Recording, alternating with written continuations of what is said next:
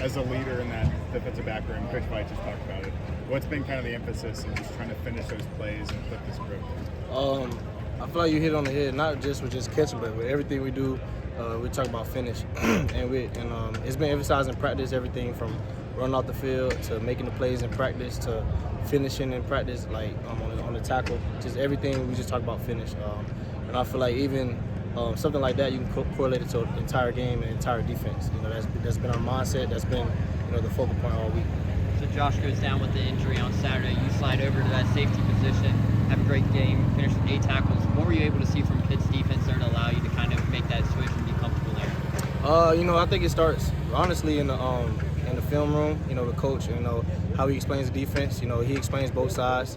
I feel like all of our guys, not just myself, are experienced guys that can be able to play both sides.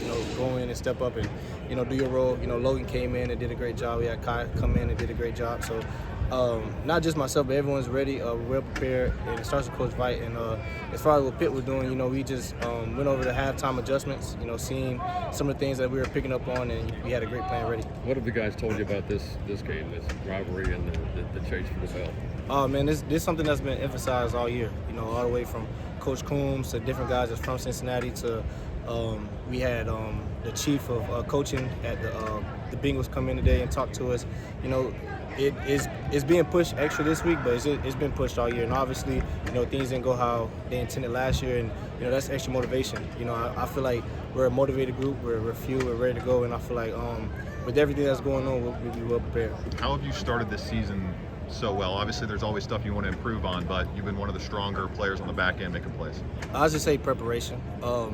I'm a guy, I take the film room very serious. Like I said, Coach Coombs, Coach White, the entire defensive staff, they do a great job of just laying out the groundwork of the defense, laying out the game plan. I trust my guys. We have a great defense all together. Guys like Dante, guys like JB, doing their part, and I just play off and, let the plays come to me. What have you seen from a guy like Brett Gabbert on film? Obviously, he had a big game versus Cincinnati last year, was able to affect in both the air game and the run game. What have you seen from him on film so far? He's an experienced guy. He's a guy that sticks his neck out. I feel like he's their energizer. He's their front line leader. He's a guy that when they need to play, he can run the ball, he can throw the ball, he can do kind of everything. And, a ton of respect for him. Obviously battling the injury, come back off of that. He's ready to go. He's someone that, the entire defense really has to prepare for and take serious. And I feel like he's going to give us everything he has. Obviously, again, he's experienced. He's played in this game. He's going to be ready for the moment. So we have to match his intensity and just, be ready for it also. You guys met on Sunday. Was there any specific player who kind of stepped up in a meeting or during practice that kind of said, this happened, but everything that we want to do is still in front of us? I feel like here we have a leadership council. We talk and it's different guys, but one thing I do love about this team, everyone kind of has a voice. Yes, there's different guys that steps up and leads and kind of is a vocal point, but behind the scenes there's so many people that puts their brains together. So many people that sees all different angles, not just players but staff. Not just coaches, but just people outside, with the staff and everything, just coming together and seeing what's the best step for us to move forward. And I feel like we did that. We regrouped and, we put our best foot forward and, we'll be ready to go. When you guys looked at the second half tape and some of the coverage breakdowns, was it more of just a breakdown or was it more of Pitt's offense, Pitt's quarterback kind of beating you guys with his arm? How did you guys assess that? I think altogether it just goes back to finishing.